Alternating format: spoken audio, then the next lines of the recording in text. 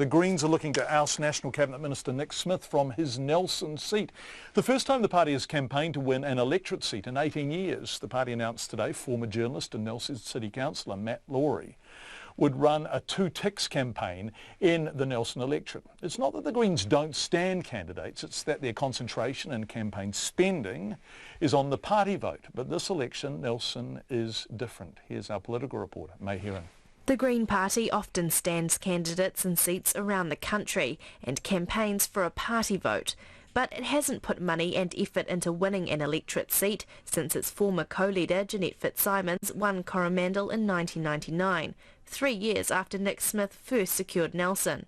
In the last election, Dr Smith increased his majority to more than 7,500, so it will be a challenge for the Green Party to knock him off. But its candidate, two-term Nelson City Councillor Matt Lawry, thinks he's up for it. They say a week is a long time in politics. 3 years is an eternity, and I think the mood in Nelson's changed. Matt Lawry says Nelson voters want more action on housing, water quality and inequality. Plus, they'd like the local waterfront to be done up. In the 20 years that I've lived in Nelson, nothing has been done to make it safer or more inviting for pedestrians, cyclists, even motorists. And the reason for that is Nelson MP Nick Smith has this obsession with trying to build another motorway.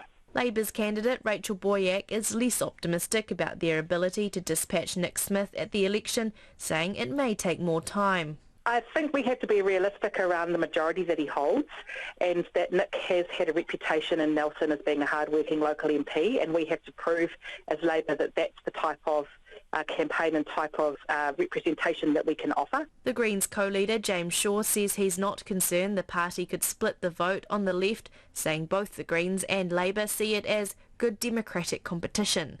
He says it's time for Nick Smith to go. Nick in many ways embodies the things that are kind of wrong with the National Party and the National Government, and I think that the opportunity here to move him on into his well-deserved retirement is too good to pass up. However, the long-serving MP himself doesn't see the challenge from the Greens as being different to any other election. I thought every candidate that stood for Parliament did so with the objective of winning.